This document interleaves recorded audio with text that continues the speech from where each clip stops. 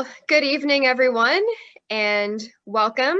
My name is Chloe Davis. I'm with the Winterberry Group, and our event tonight is on the theme of finding a marketing job, which is spooky scary, but we hope that by the end of the evening, it's a little bit less intimidating to everybody here.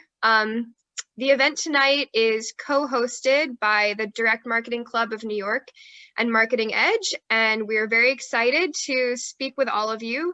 We've got a great panel coming up in the second part of the event with some marketing rock stars who are going to pass along some wisdom and talk about what it's like to find a job in the marketing world and what it's like to pivot on your career track in marketing.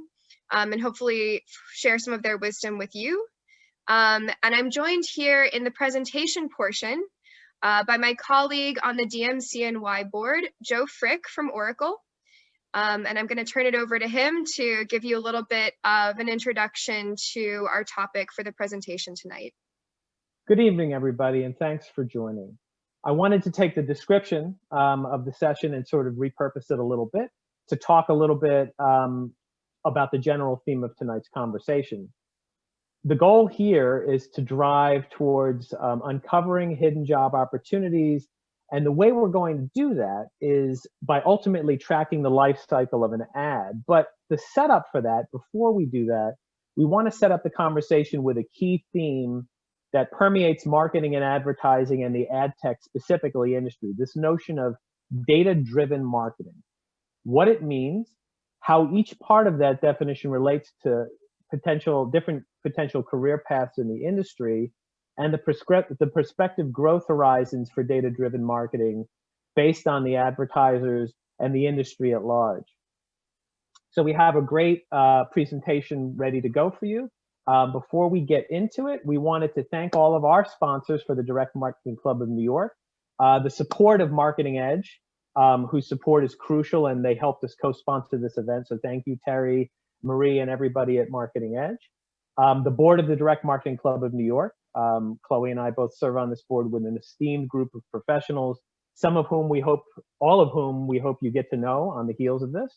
Since 1926, the DMCNY, Direct Marketing Club of New York, has been a pillar of the marketing community in the New York and tri-state areas, providing support, education, and networking opportunities for digital and direct marketing.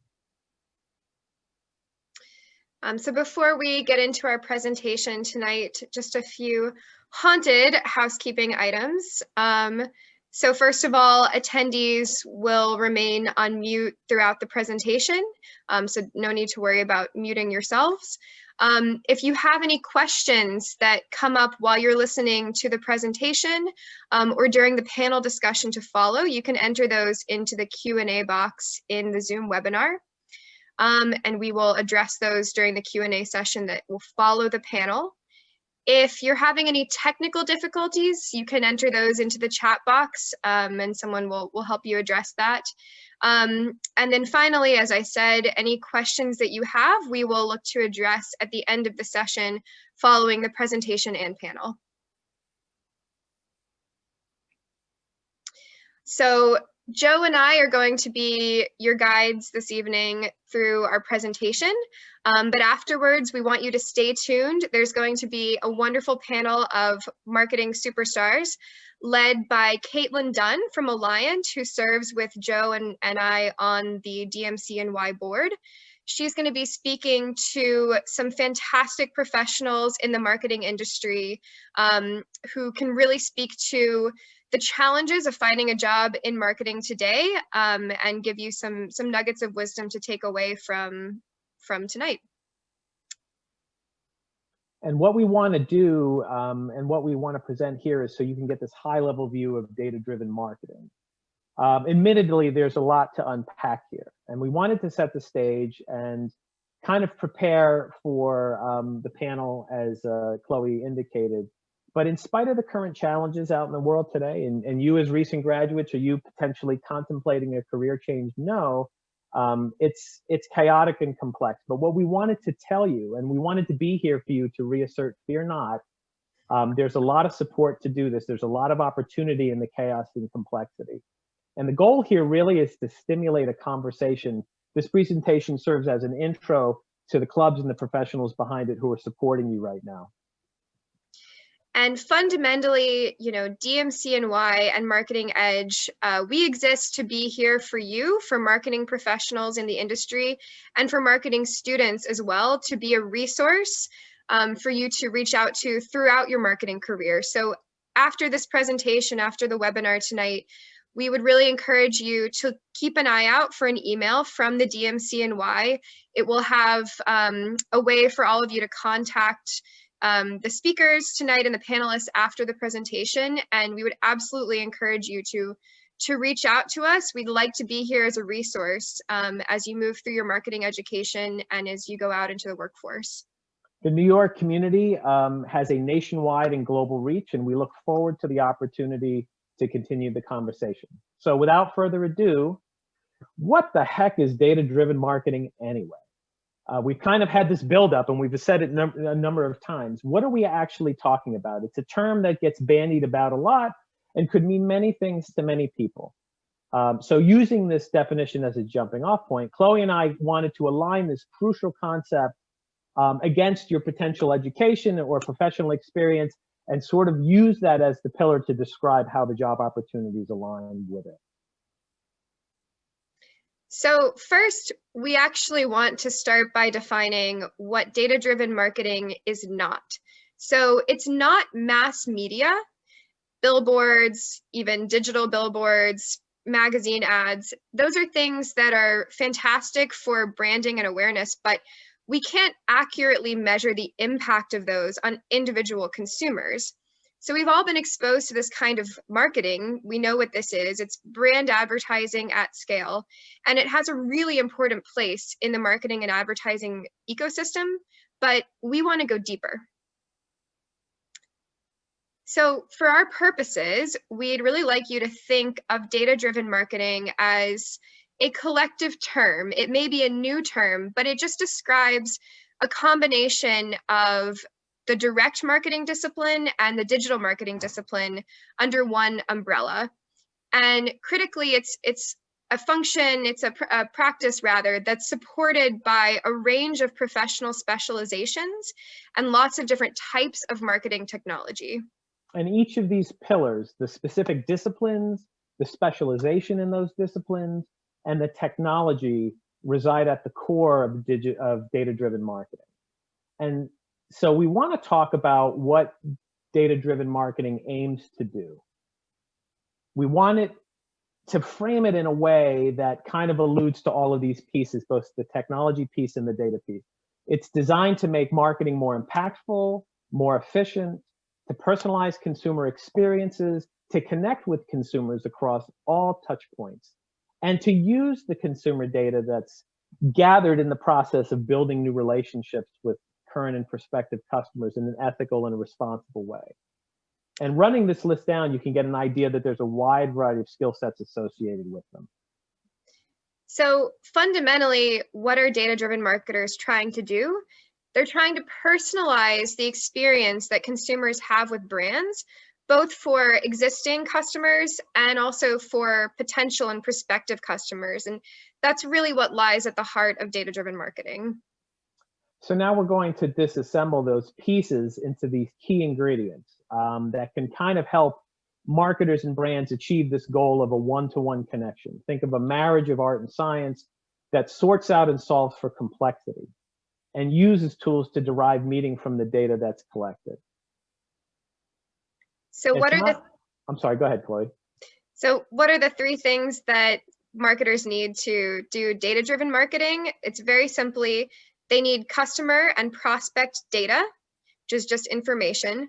They need technology that powers their various marketing functions, and they need creative and content and access to the channels where consumers will see that creative and content. It's not enough to have a ton of data. It needs to be managed and sorted through an effective way and made actionable. So you can think about data-driven marketing in terms of a process. The data as the raw materials, the technology as the machine that enables it, and the creative content and access to channels layer as the transformative piece, making data actionable in a targeted and deliberate way. And in each of these areas, mind you, there's myriad opportunity for career paths. And so now we're going to take these three pieces, data, Martech, marketing technology, and creative content and channels, and break it down in a little more detail. So think of your interaction with a brand, you personally, whenever you interact with a brand through a mobile device, through a desktop device.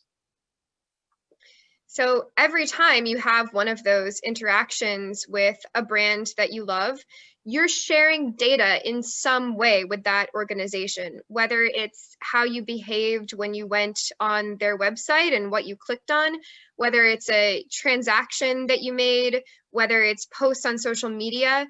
And all of that data is really part of the new value exchange between a brand and a consumer. And we want to point out also that when you think about data, it's really just information. You know, you may hear a lot of different terms for customer and prospect data.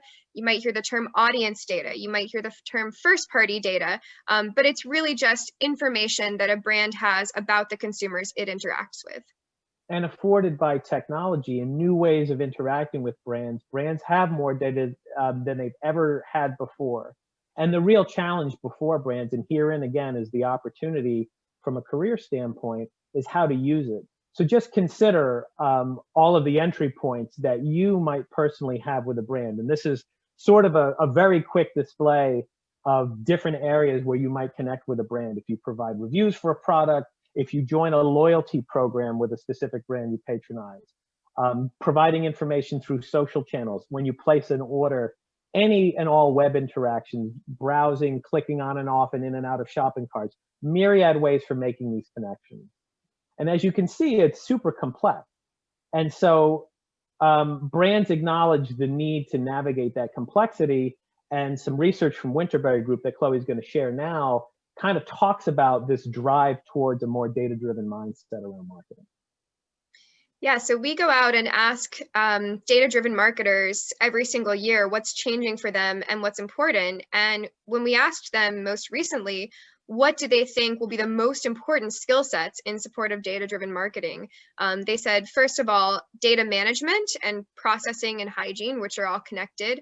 Also data science, which includes advanced analytics and leveraging that data for insights. And they also said talent and expertise around the legal side of data and data governance.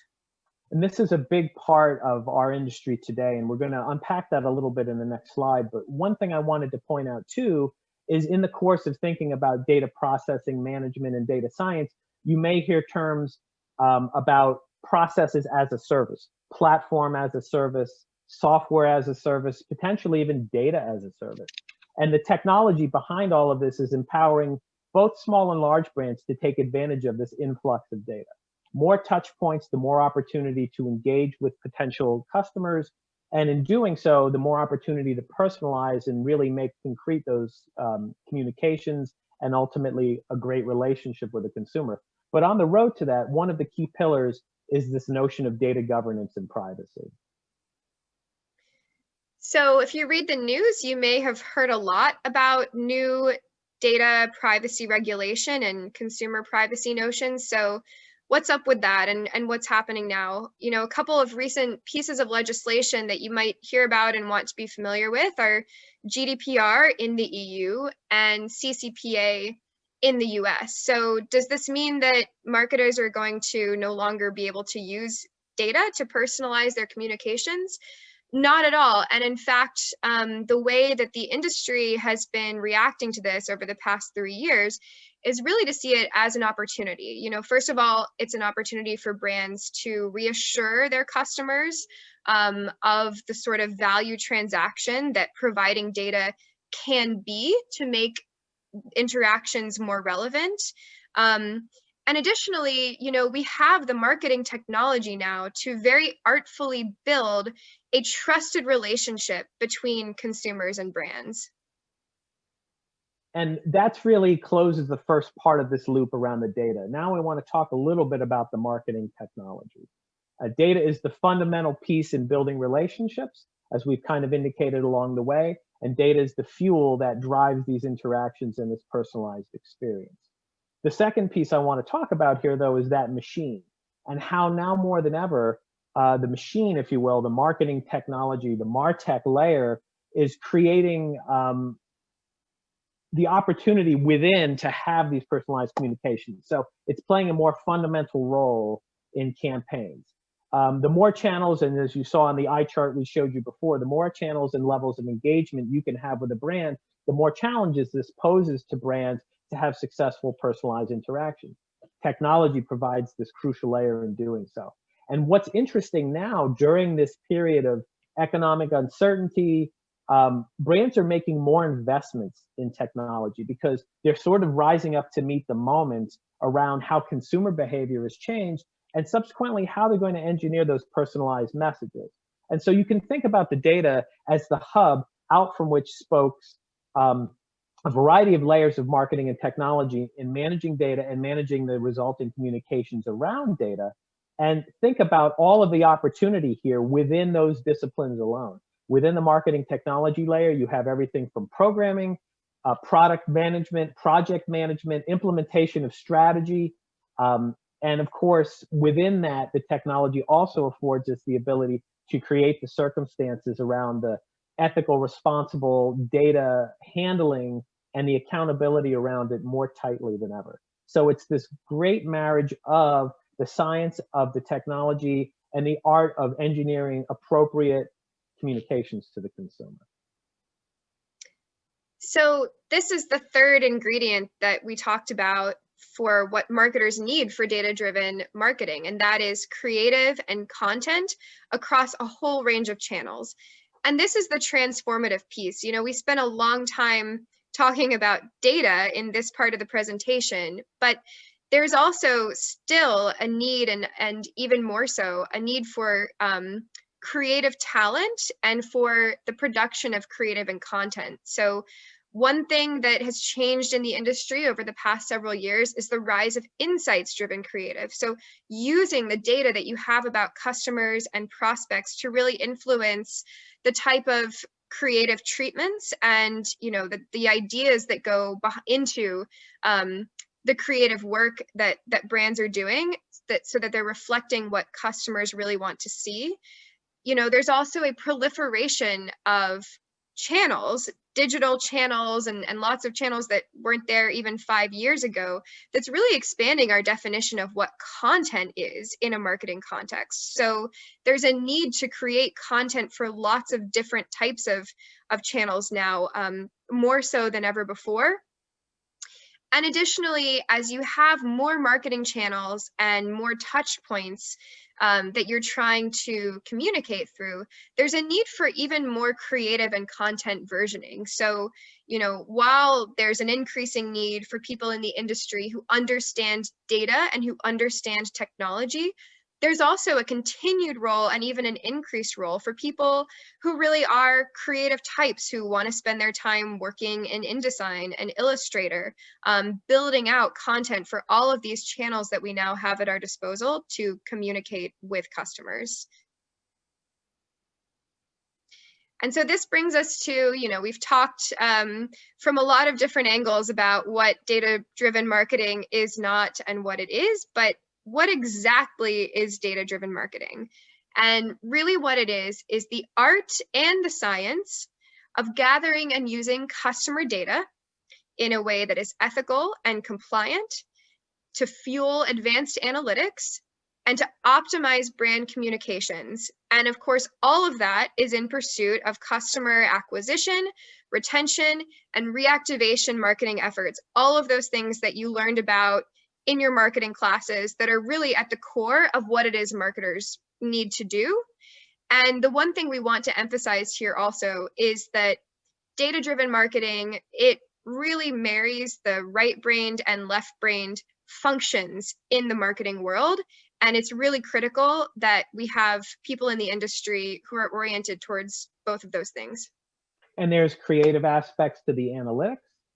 and there are analytical aspects to the creative. And the mapping of right and left brain functions, as we've sort of illustrated it here in terms of job opportunities, create, again, a myriad of opportunity for you emerging into the marketplace. And every layer of this, as we've been going along, tips a hat to the art and science piece of what data-driven marketing represents and the job opportunities within it.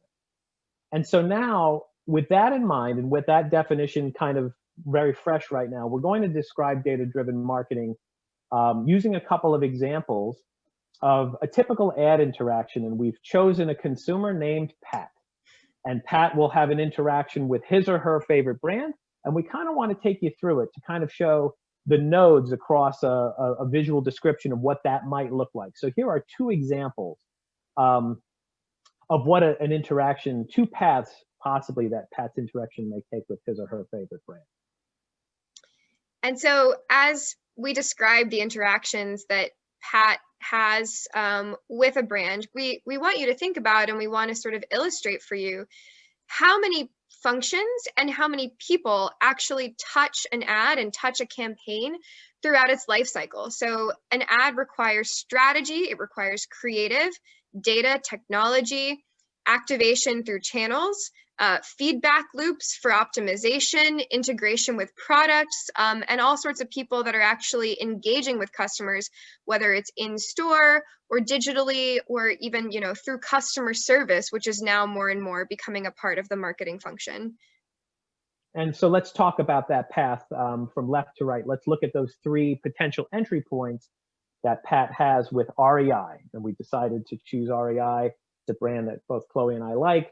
We're not doing an endorsement for REI, but Pat may see an ad on YouTube. Pat may browse for products using the Google search engine. Pat may have a social interaction vis-a-vis Facebook. And so in our example here, all three of those activities drive Pat to the REI website. And then we created this paradigm where a couple of different decisions happen. I'll take the top path. Pat, as she interacts with the website, she receives an email, and it retargets her based on her current browsing information. So if she was browsing for specific products, she may leave the website. She may have given consent and given permission to REI to capture her email address, potentially one or more other things about Pat's lifestyle and behaviors as it relates to outdoor activities specifically, and Pat receives an email featuring certain products or services. That email alone with an inducement or a specific offer might drive Pat to a store. Within the store, Pat brings her mobile device, and it may be geolocated. So Pat may, in fact, receive an ad encouraging Pat to join the loyalty program within REI for specific discounts. And it may also be a regional ad. Let's say she's in a colder weather part of the country during the winter, and perhaps it's a feature of some kind of winter clothing that is only available to Pat right at that moment when she's in the store. And the way that we're driving this is to a specific purchase based on that chain of interaction. So along the way, what you can see is the need for specific types of creative, audio and video, specific kinds of messaging in display advertising, potentially behind the scenes work about data analytics and insights about Pat, the consumer, as she starts making her way through this chain, analytics layers on the website, as REI determines an appropriate retargeting message for Pat, certainly all of the store interaction for Pat, both the branding of the store and the specific offers that suit Pat's browsing behavior, and finally driving to purchase and what could happen on the heels of purchase with continued engagement. And so that's one, or actually representing quite a few different pathways that Pat could take in interacting with REI. But let's say Pat leaves the REI website without making any sort of purchase or receiving an email. You know, perhaps he or she has not given permission to REI yet, or he's still sort of an anonymous consumer to them. Well, maybe he follows REI on Facebook, and a couple of days later, he goes to their Facebook page and ends up clicking through to the REI website that way. And perhaps he then makes a purchase online. You know, that's one of the goals, probably the primary goal of marketing, is to get customers to actually make a purchase. But following that, there are other goals as well. So for example, in this example, Pat makes a purchase online. Maybe he receives a great new pair of hiking boots. He might go on a hike, take a picture, post that on Instagram, and share that with his followers. Additionally, he may choose to post a review on the REI website because he's so pleased with his hiking boots. And, both of those things represent, in the data-driven marketing world, something that is measurable for the brand, and an interaction with the consumer that's really, really valuable, even outside of the actual purchase behavior. And so what's really interesting about this is data begets more data. And so what you end up building is this continuous loop, and we deliberately chose an image that reflects the infinity symbol of the sort of ever perpetuating process.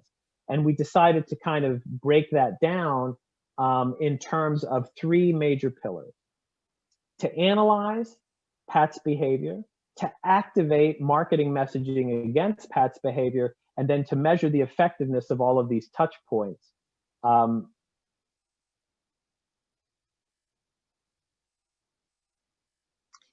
And so, to follow that, on the next slide, it's important to understand that brands don't stand alone. And I'm not sure if it's me or if it's Joe that had a brief pause in service there. So I'm not sure if everyone can see the next slide yet, but I'll go ahead and make the point.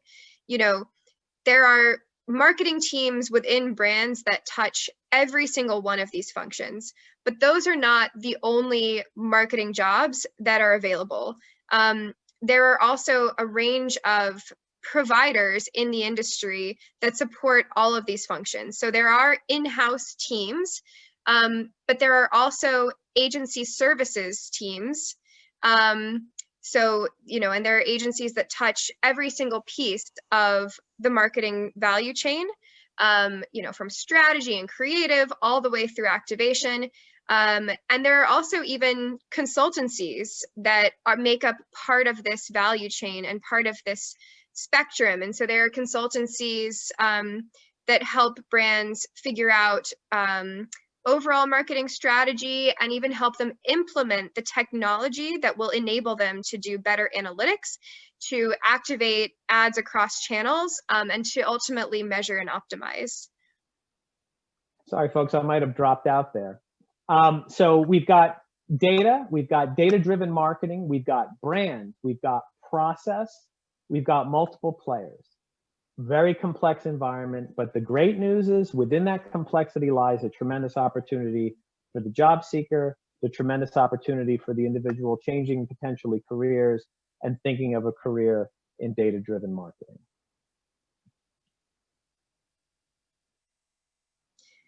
And so we want to talk briefly, and Joe, I'm not sure if everyone can see the PowerPoint presentation again that we had up, but we have just a little bit of data here that highlights the growth of data-driven marketing, and the growing spending on data. Here we go. So this is not to bog you down with numbers, but just to highlight, this is a huge industry.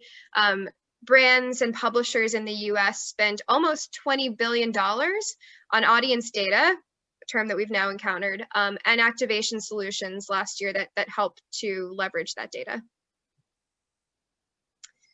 And this is, a practice, data-driven marketing, that's grown every single year. This is something that governs how brands collect data, manage it, share it, and ultimately use it. And bringing this back to the technology layer, something you may have encountered in your studies called the Lumascape shows this progression, and we decided to show it in sort of a cascading form of the sheer number of companies on the tech layer alone who are supporting data-driven marketing initiatives and efforts. It's a huge number of companies, and there are job opportunities not only within the brands, but within the partners and vendors that serve each node of the data-driven marketing process and how brands are reacting to it. And apologies for the technical glitch. And for every single, one of those technology companies that you saw represented on the last slide, there's an equal number of providers that offer services around marketing. And so it really represents just a huge number of job opportunities. You'll see one thing that's really interesting about data-driven marketing is in order to address this chaos that we see and be able to navigate all of the complexity of data-driven marketing, you see so many different potential job titles. I mean, things like data analyst and marketing analytics coordinator to content strategists, social media strategists. You have illustrators and animation designers. And on the tech side, you even have engineers and product developers. And as we talked about before, there are people with law degrees who are on the legal side who help with the compliance and help marketers understand how to leverage data and technology in a compliant way. And also on the vendor side, you have customer success managers, client partners, product managers and owners, many of whom come from the forward-facing sales side or go-to-market side, as we call it. A myriad of opportunity lies within the chaos and complexity. And again, apologies for the technical glitch. We hope we've done a good job here of setting the stage. And what we hope, again, you got out of this presentation is this high-level view of what we consider to be data-driven marketing. And we want to reassure you not to fear or fret. We have your back, and the club has your back. And on the heels of this, we're going to send out an email to each and every one of you. We look forward to continuing the conversation. You know you can lean on us. And thank you so much for your time tonight. Yes, thank you so much for tuning in. And we're very pleased now to turn it over to Kaitlin Dunn from Alliant to introduce our panel. Chloe, Joe, thank you so much. I learned a few things, and I've been around a little bit in data-driven marketing. So I think after this amazing presentation from Joe and Chloe, if it wasn't clear before, hopefully it is now, that the concept of a job in marketing is really vast, and there's so much opportunity for everyone to learn and to start and grow a career here. And there's so many different paths that one can take. So there's opportunity, but then this is the question: how do you get it, right? So that's what we want to talk about in this panel. Is we've identified tons of opportunity, but we really want to dig in and say, how do you get that job? Not just how do you find the right one, but how do you apply for it? How do you interview for it? How do you do all the things to get you in that job? So my name is Kaitlin Dunn, and as Chloe and Joe mentioned, I'm on the DMCNY board. I am the Senior Director of Marketing and Customer Experience at Alliant, the audience company. We are a data company, so I basically sell data to marketers, so I get a double whammy. I love marketing, and I get to work with marketers all the time. I graduated with a degree in art history and business, and didn't really think I'd end up here. I thought I'd be more in the Emily in Paris style marketing, but I had my moment in the brand Sun, and I'm very happy to be in the data-driven side. So with that, I'd like to turn it over to the rest of the amazing panelists to introduce themselves, and if they could answer one question just to get us started, which is, what was your major in school, and did you have any education on this thing called data-driven marketing? Mike, I think we should start with you. All right, okay. So my name is Mike Williams. I work at Oracle Data Cloud. I'm the manager of client partnerships at Oracle. So I work with our agency partners and helping them drive outcomes through audience and contextual activation. So to answer your question, what did I major in? I'm one of the few within our industry that actually majored in advertising. It's 6 o'clock over here almost. So I majored in advertising at Fresno State, and I knew nothing about programmatic or anything data-driven. And I don't even think it was a thing at that time, which was 2009 when I graduated. So yeah. Awesome. All right, David. Alrighty, hi everyone. My name is David Rosenstein. I am a recent graduate from the University of Maryland. And while I was undergrad, I did study marketing. So I majored in marketing. I knew before I was even in college that marketing, this was a world that I was interested in. I'll get in that a little later. But I'm really excited to be here. I wasn't formally taught data-driven marketing.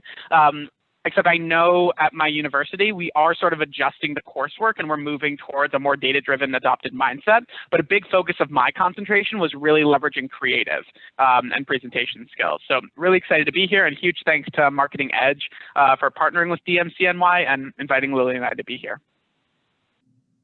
All right, Lily, that's your intro. Hello, everyone. Thank you for joining. My name is Lily. I'm a program and analytics intern at Marketing Edge. I'm still in school. I'm a junior at Fairfield University. I'm a marketing and finance double major. And kind of being an upperclassman, I've definitely noticed more of a focus on data with my marketing courses. I'm taking a marketing research class now, and kind of like the stereotype with marketing is a lot of communication, talking face to face, but there's a lot of analytics and data behind it. And that's something that I've really been experienced and kind of gaining more momentum on, and something that I'm excited to kind of hear everyone else's experience with as well. Awesome. Well, we're just thrilled to have the three of you with us today. And when we went into planning this event, I wanted to bring together a group of people that was really close to a time in your life where you were graduating. So Mike and I graduated right about the same time into a similarly economically challenging environment, not quite as potentially scary as all of you today, but wanted to bring that experience. Lily, finding an awesome job with Marketing Edge, David just graduating. So get some really on the ground advice here for everyone. And one of the places I wanted to start was in the space of overwhelming opportunity. How did, all of us kind of find our path, and how did you find the right place to start? So I actually would love to start with Mike, because he's got a little bit more of a, 2020 hindsight of looking back at the path of, how did you find the right place to start, Mike, or did you just kind of make the most of it? Yeah, no. So I knew that, I was working at my college newspaper, so the Collegian at Fresno State. And so for me, that path was pretty simple. I wanted to do the same exact thing. I wanted to replicate my college job to be my actual first job. So I actually applied for a bunch of newspapers out in the Bay Area, and I actually ended up getting a job at USA Today. So I went from, selling ad space at the Collegian, Fresno State newspaper for $900, like full page, full color, $900, right? To run one time, to USA Today, where the same exact thing, full page, full color, $100,000. Oh, a little bit more money on the line. But for me, it's pretty straightforward. I wish I had a better answer, but it was, just let me start there. And I had a bigger vision, like, I want to be this, I don't want to be that. But let me get my foot in the door. And the easiest way for me to get my foot in the door is to do something similar to, this could be an internship, or if you had a job in college like mine, that's the best way to get your foot in the door. David, I know you can relate to this about your changing your college job into your future. I can. Mike, we are very much on the same page there, a little different. But I realized very quickly early on that I was majoring in marketing, and I knew I wanted to do marketing because I had run my own magic entertainment company when I was in high school and middle school. So I had a lot of this business experience, and I thought, I really like this idea of presenting and getting other people to come to my events. What if I could do that full time? So I majored in marketing, but I realized very quickly when I would say, I study marketing, people would say, oh, cool. What are your interests within marketing? Or what types? And I would just find myself not having the language to describe a level further. What I would start using to feel a little bit more confident is I would start saying, I don't really know what I want to do in marketing, but I want to be in a role where I'm interfacing with people. And I want to be in a role where I'm constantly working with other people, giving presentations. if I'm not giving a presentation and I'm stuck behind my desk, I want to be preparing for the next time I'm giving a presentation. And in fact, the reason why I realized that was because, like Mike had a job, I was a campus tour guide. And so as a campus tour guide, I quickly realized, if I could do this for the rest of my life, that would be a pretty sweet gig. But then I realized that campus tour guides don't make enough to make a living salary. But I realized that, if I could find a brand that excited me as much as the University of Maryland does, and that was a job, I would get that. And I've ended up doing sales at LinkedIn, where I'll be returning in July. And I've had another plethora of amounts of experiences. But having the confidence to say, I want to do sales because I want to be in a role where I want to be interfacing with other people, that was the language that gave me the power to have strong career conversations. Awesome. Lily, was it quite so clear for you? Because I tell you, it wasn't quite so clear for me as it was for David and Mike. Yeah, definitely not. I came into Fairfield University undecided in the business school. First generation college student. Both my parents didn't go to college. So I kind of had to build everything from the ground up.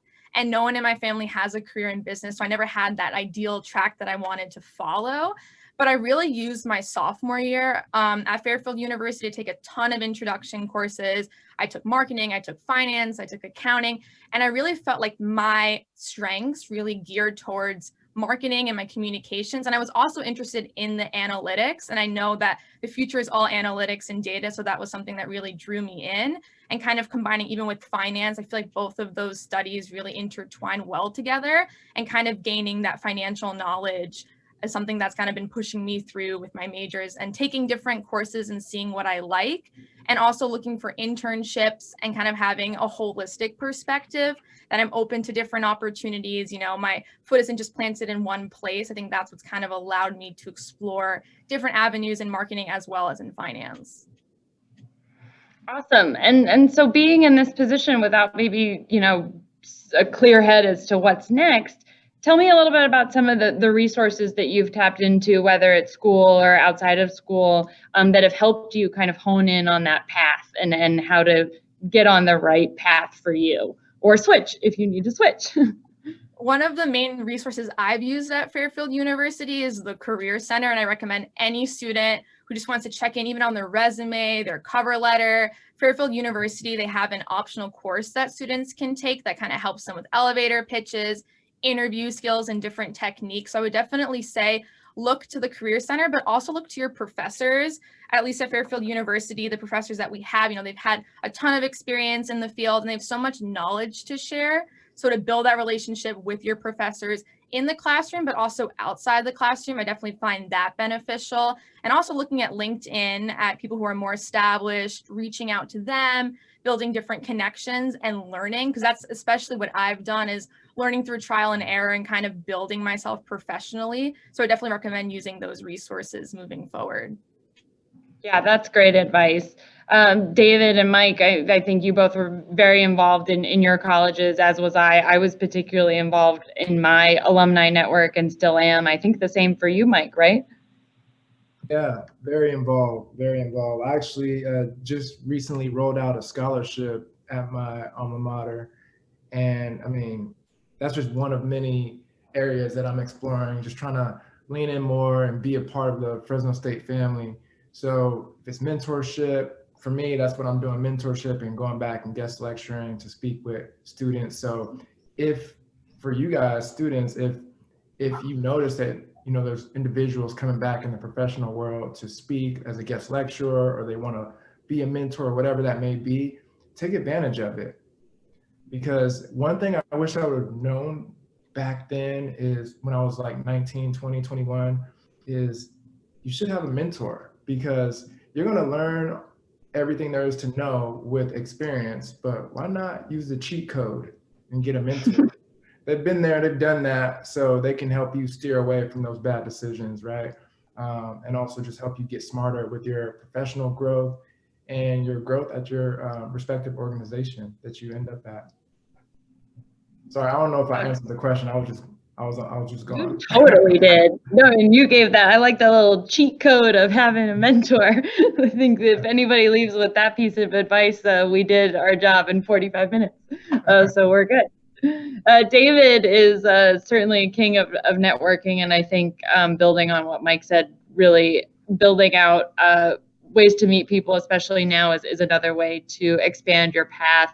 David, any other tips or tricks on the networking side, especially in this day and age, to help drive the finding of the job?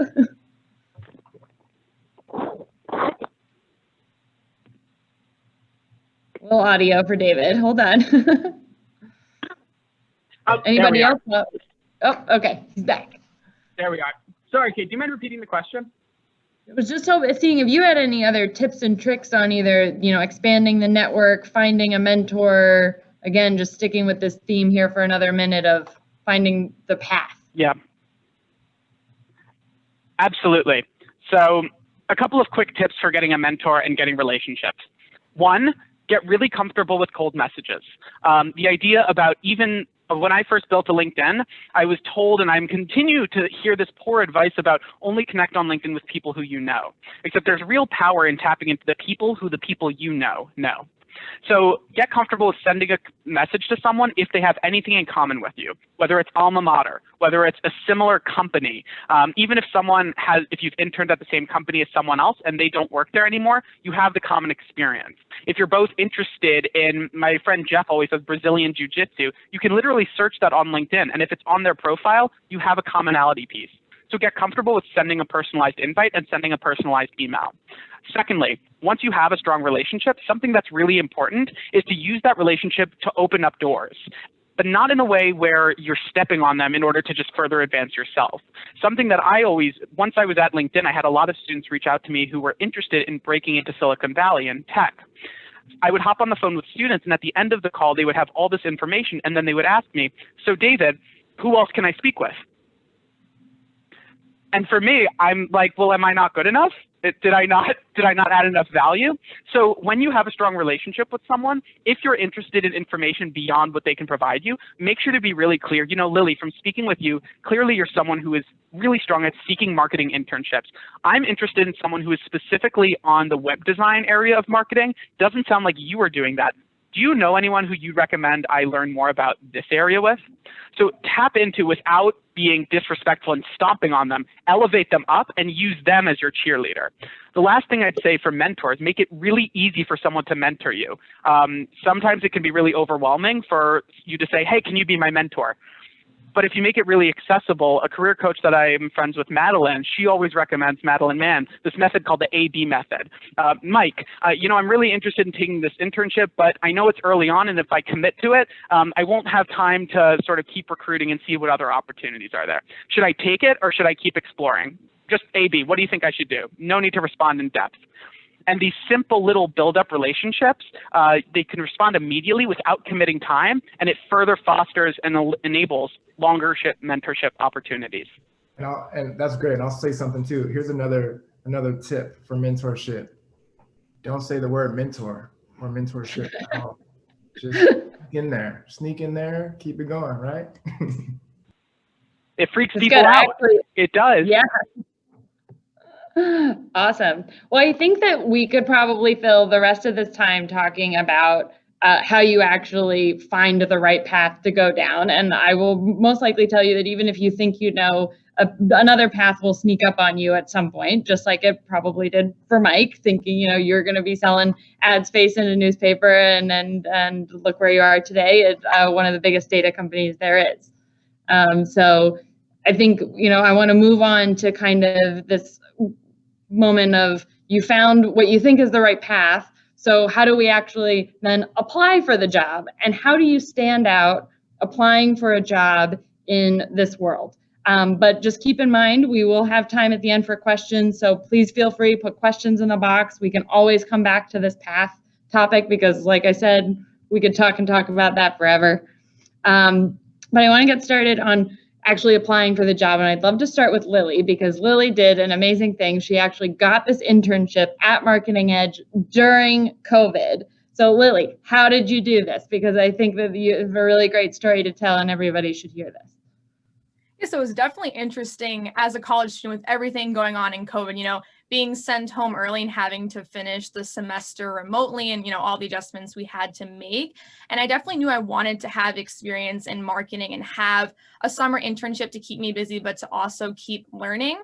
And I was presented with the opportunity with Marketing Edge, not directly, but indirectly through Fairfield University. That's what I was kind of always saying with having close relationships with your career centers. So I found out through Fairfield University that Marketing Edge was hosting a summer web series for different individuals and students who wanted to kind of fine tune their marketing skills, their professional skills, and learn from seasoned professionals. So I took the initiative to go to these 3 webinars and gain insight. And after each of the calls, I went on LinkedIn and I personalized different messages to the people who follow me saying, this is what I took out of it, this is what I learned from it, and what I want to continue learning. And after doing that, I remember receiving an email from Marketing Edge that they were looking for an intern, a program analytics fall intern. And I thought, wow, this is going to be really competitive, but I'm going to apply for it.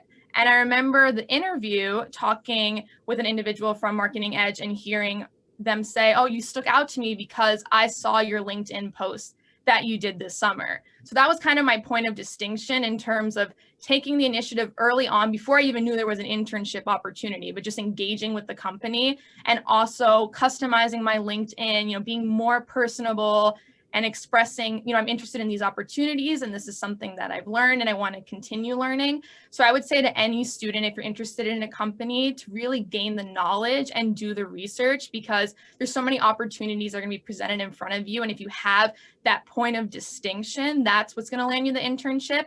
And it kind of builds that connection, that two-way stream of communication between you and the person that's employing you as well. I just love that story. When Lily told me that for the first time, I thought, that really is such a great way to look at, you just never know when the opportunity is going to come. And if you're just always kind of making that path for yourself, you're in such a great position to stand out. So I'd love to hear a little bit from Mike. Mike has an interesting perspective here as maybe somebody who's been hiring and somebody applying for jobs over the course of your career. So what stands out, as things you would want to share with this audience, Mike, in terms of how to stand out, especially in this job market? Yeah, for sure. Well, I definitely want to agree with what Lily was saying. Like, LinkedIn is super underrated right now. Like, that should be heavily utilized. If you're a student or if you're even seasoned in the industry, you should utilize LinkedIn and figure out the best way to use it to your advantage. So I just want to start off with that. But I guess like for me, and I'm just thinking back to like when I was looking for a job and like how I got noticed. So first off, I wanted to treat getting a job like a job itself. So me looking for a job, that's my job. So you can figure out when you want to clock in or clock out. If it's 6 to 9 p.m., figure out that schedule and just make it a habit for you to get up every day, search for the right job for you, and then figure out a time on when to actually apply, because sometimes that can be, a process. But the one thing I'll say too, on that note is how you will stand out is not just applying to the job. You have to do something else. What's the next step? Can you email someone? Back when I graduated, I actually called. I don't think you can do that now, but I called. Probably not. Right? I called USA.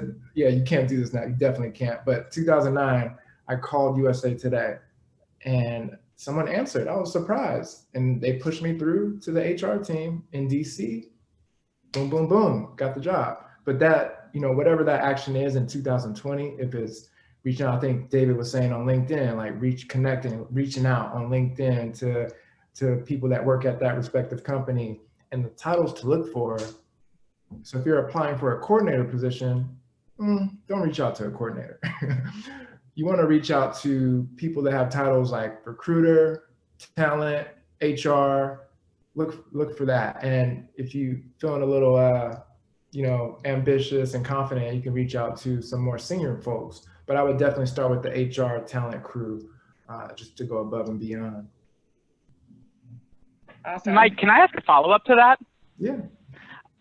That's so fascinating. Let me ask you this: if someone was applying for a role that maybe you were hiring for, and maybe it was a role on your team that someone was reporting to you, would you rather them reach out to HR and recruiters, or has anyone ever reached out to you personally?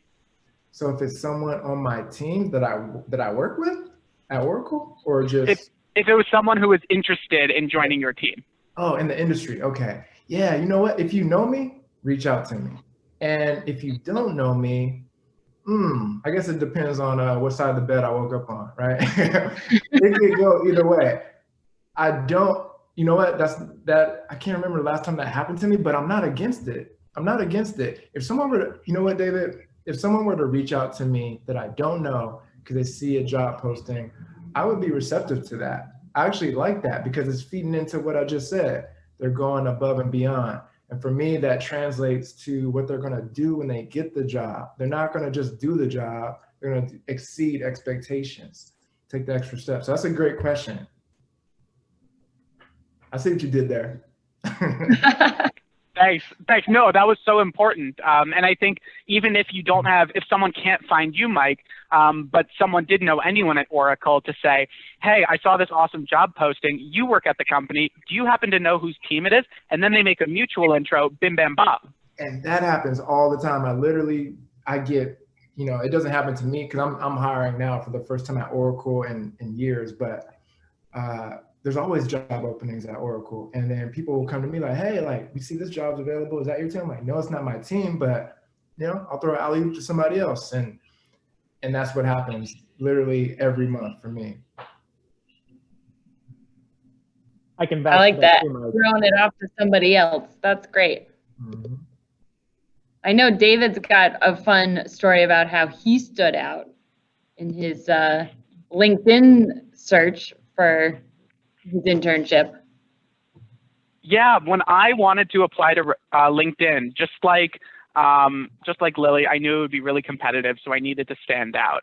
So I had been networking since April. As soon as I locked down my internship the summer before at Scholastic Publishing, I spent every waking hour outside of work saying, I want to land at LinkedIn. It aligns with my personal mission. I've developed really exceptional relationships, even some on here. Imtiaz, Brian, I see you. Thanks for hopping on. So I knew I needed to do everything possible to stand out. So as soon as the application opened, I actually custom made a brand new resume just for LinkedIn. So I'm actually going to show it to you. I made it look like the LinkedIn homepage. As you can see sort of on the right, this is where I put my experience. Here I took a testimonial from my past manager in the middle. And I put a bunch of Easter eggs. These were the 5 right on top, the 5 qualities that they were looking for in an intern. Upon successful completion of the internship, I would move up to BLP Associate, which is the leadership rotational program I will be joining. And I also infused my contact info over here. So while it's not traditional, I made sure that I sent it through the application, but also because I spent the past 4 or 5 months building relationships with people internally, both on the team, managers of the people who on the team I want to work with, and with HR associates, I had ended up sliding this into all of their inboxes so that by the time I had my interview, it was the best conversation in the world because all of them went, you're the one with the funky resume. So had took a really big risk, but really happy it all worked out. I love that story. And David is loved by all of his people at LinkedIn. They can't wait to have him back. My LinkedIn account manager realized we were on this panel together and reached out to me. She said, oh my God, you know David. So, lots of awesome ideas from David to stand out and be a rock star. So if you don't follow David on LinkedIn, you best be doing that. We are rapidly approaching question time. And I had one kind of other big chunk I wanted to get to, and I would love to do kind of a la Inside the Actors Studio rapid fire round across the panelists of, okay, you found the job, you apply to it, you get an interview. Rapid fire, things you got to do to ace the interview, and extra bonus points for if it's specifically a virtual interview. David, you get one, and then we're gonna go around rapid fire. Gotcha. First, control the bookends. Control the small talk that you want to have up front. If you've done research, figure out how you're going to shove it into the conversation. Say, I talked to this person, so I'm really excited to be here. And at the end, make sure you collect the emails of the people on it, so you can send them thank you notes. Otherwise, you're going to send the thank you emails, and you're not going to know where to send them to. Bookends, control them. Cool. Lily. Lily there? Do we lose Lily? I would say definitely to do your research beforehand, know the company in and out. Even if you can have like a sheet of paper where you have like top points that you want to talk about, top strengths you want to highlight, as an individual. And also I know like with remote, we're so tempted to have a blazer on the top and then, you know, PJ pants at the bottom. But I think if you dress to impress completely, you feel like you're in a real interview, because I know it's hard, at least the digital screen, it's hard to take it as seriously as you would if you are in person. And to practice, I know for my interviews, I always practice with family members, just a, you know, the generic, you know, elevator pitch, who I am, why I want to work for this company because of this reason. You know, I always look at the corporate mission and say how my goals and my values align with it. So coming in with that confidence and that knowledge will really put you ahead. And I feel like it will communicate really well to the interviewer that you know what you're talking about. All right, Mike, you're up. Yeah, I mean, I have a few, but I'll just do one for now. So question. You can do more than one. Oh, okay. So I'll be quick. So questions, always have a question or two. If you don't, it just shows that you're not interested. Even though you could be really interested, you just honestly don't have a question. You got to come up with something. So either you prepare some questions before you even get into the meeting, try to ask some questions throughout, but really you want to have one or two at the very end of that interview. And then the next one I have is change your mindset to try to own the conversation. I think David kind of touched on that. And obviously you don't want to own the entire conversation, like the agenda and everything, but you don't want to be against the ropes if you're a boxer. Like you don't want to be just defending yourself. Like, you know, lean in and own the conversation. Try to like steer it and ask that's why asking the questions will help you out with that. And then lastly, this is big for me. Be yourself. Be yourself. They're going to find out about the real you either way. So you might as well be yourself in that interview. Be professional, but be yourself. Because if you're not yourself, then that's a job itself in acting like someone else. So that's my advice. And it's just easier when you're just yourself and you're just having the conversation, and if they don't hire you for you, then hey, there's a million other companies out there that will. Awesome. David, Lily, any last minute tidbits to add before we jump to questions? Well, thank you guys. I think all of this advice has been spot on. Yeah, super excellent stuff. I wish I could rewind to 2009 and get all of this when I was starting. So I have a mix of some questions in the Q&A and in the group chat, so I'm going to bounce around. But our first one in the Q&A was from, I'm going to say your name probably wrong, and I'm really sorry, but Tiaz. And she says, thanks, tips for cold messaging when someone is not active on LinkedIn. So, you know, knowing that somebody isn't really using LinkedIn a whole lot, they're there. What do you think, David? I could take this one really quickly, and then I think Joe also has some insight.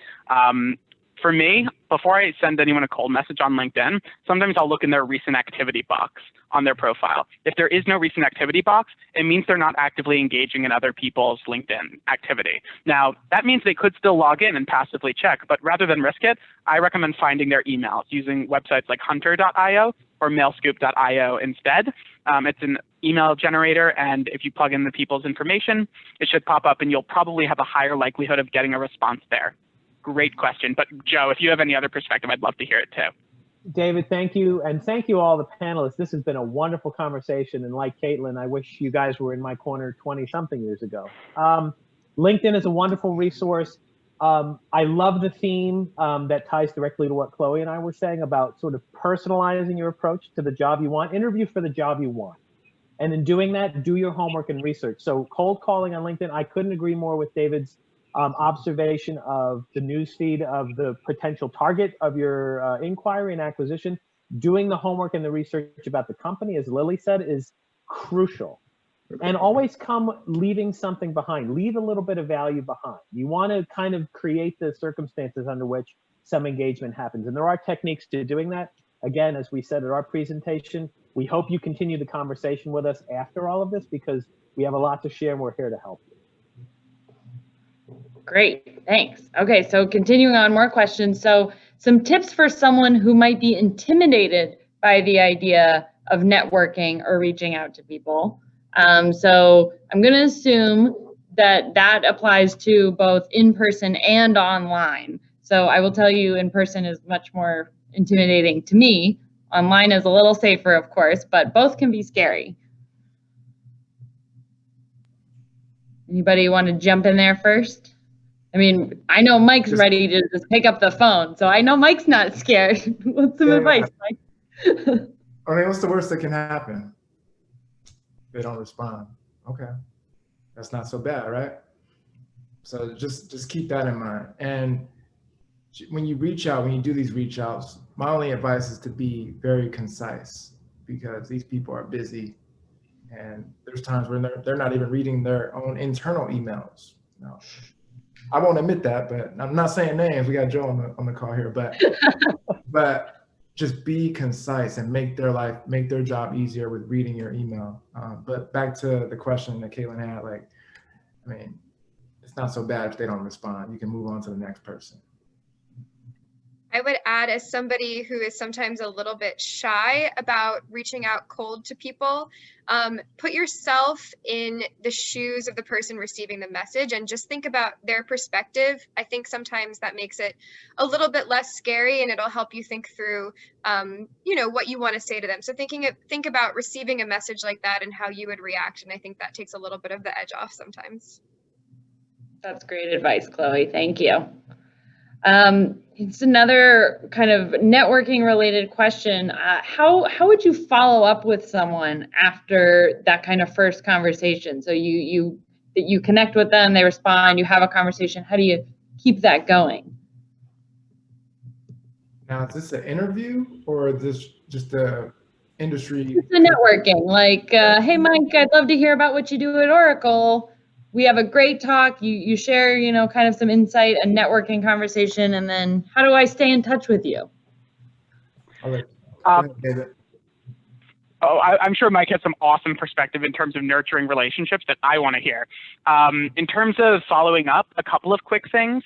If you connect with them on LinkedIn and then you stay active and actively post, actively comment on their posts, it's a way of keeping the relationship alive and make it feel really organic. That's one tip. The other tip, at the end of your conversation with them, ask for advice. The best way to follow up is to share the results of the advice that they gave you. If someone says, keep having these conversations, sometimes the advice is going to be as simple as keep having these conversations and keep learning about careers. You go back to them and say, hey, when we last spoke, you told me to keep having conversations, reiterate the advice in case they forgot. I did it. Now I have greater clarity around XYZ.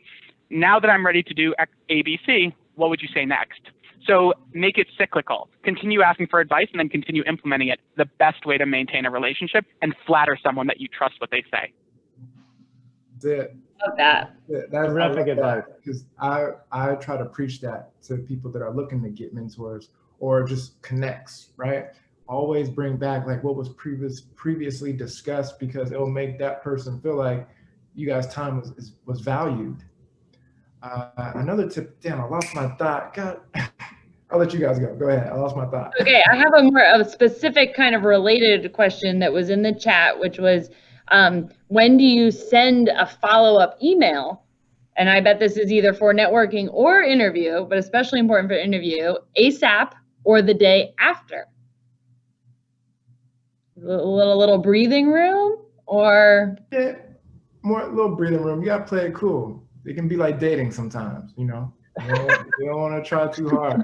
I was going to say, there have been whole movies made on this premise of when you reach out. But I do think a really great point here is to make the conversation relevant to the recipient. I think Chloe said it really well. Put yourself in their shoes. And Mike said it as well. Consider that if you're approaching somebody whose time may or may not be limited, to just be concise and targeted. And, if you do your homework and you kind of continue the thread of conversation, as David suggests, that's all a winning combination to building relationships. One of the pieces of advice I typically give to folks, and within a place like Oracle, even within a large company, the same rules apply as you aspire to potentially connecting with different departments. One of the things I say to folks is we are in the people business. We're in the relationship business, and devoting some time and energy to developing those skills, whether they be on a presentation, whether they be internally and reaching out for interviews. There are helpers out there who can help you develop those skills, and don't be shy about reaching out for help. All right, I have a specific question for Mike. Mike, do you suggest personal questions directed to the interviewer about their experience, or questions revolving around the specific role you are interviewing for? I want to hear everybody else's thoughts, but my thought is the latter, to just keep it specific on the actual role itself and the company. So try not to have it one-sided, all about the role or all about the company. Try to break it up a little bit. You can talk about the company, so that can mean the culture and everything, right? And then the specific role, just questions around that role. And within the job description, and I'll give you a tip now that we're on this topic here, but whenever you go in for an interview and you have that job description, what I do is I put it in my notes, in my Apple Notes. So I copy, paste that JD in my Apple Notes. And whenever I go to the interview, I make sure that I'm checking each box as I go and I have the conversation. So I know what you're looking for. I have it right here. You know, I'm looking at it on my notebook and I'm just checking it all off. And that way you have all that in front of you so you can ask the relevant questions. I see David smiling. Go ahead. Okay. Yeah, I totally agree. I always say and really believe that an interview, to your point earlier, Mike, is not one-sided, that you are interviewing them too. You have to work there. So that's why you have to have questions, is you have to make sure it's the right job for you too. You're going to get up every day and go work for those people. So those questions are just as important as theirs. So put a lot of time into that in your prep. Yeah. And all right, I'm going to squeeze one more question in here because I think it's a good one, which is just really about standing out in an interview. But I think it really does just go back to being comfortable about who you are and figuring that out, which is not always easy when you're right out of college because you're not totally sure. So, you know, how do you stand out, especially in a virtual interview? Because I think that's important. Three things and three ways to stand out in a virtual interview that come to mind for me. One, because we're in this virtual format, there is nothing more powerful than sharing your screen and showing a piece of your work if you have it already. If you can, if you have a part of your experience that you know you have done time and time again and is a constant part of your story, put it in a one-page or in a PDF, or if you have a presentation, pull it up, and when you're about to talk about it, share your screen. That will immediately make you stand out. Number two, infuse stories into all of your questions, every one of them, even what's your biggest strength, tell a story to prove it. And then lastly, if possible and if it's appropriate, sometimes ask questions in the middle of the conversation. Similar to what Mike was saying before about being comfortable, if someone says, what type of manager do you really resonate with? And you say, oh, you know, I appreciate a manager who's this, but I'd love to hear what type of management style you practice. That will completely change the game. Power move. What you just said. That's a power move. I like that. And then at the beginning, what was the first point that you made? Oh, sharing your screen. That's a power move as well. And I mean, these managers, these people that you're interviewing with, they're human. So sometimes they might want to check their email or whatever, or check their Slack. If you pull that move of sharing your screen, oh, I'm locked in. I'm locked in. You have my attention. So I like that. All right, well, any last wonderful pieces of advice before we wrap it up? Joe, Chloe, Mike, David, Lily, you've all been so exceptional and giving of your time and your experiences. All right, well, just to wrap it up for today, I will say a really hearty thank you again to all of the DMCNY sponsors and especially to Marketing Edge for all their support, really bringing us to Lily and to David and connecting us. Mike, thank you for your time, and Oracle, Winterberry Group for your support in this event. Most importantly, as Joe and Chloe said in the beginning, we are all super excited to be a resource for everyone who joined today.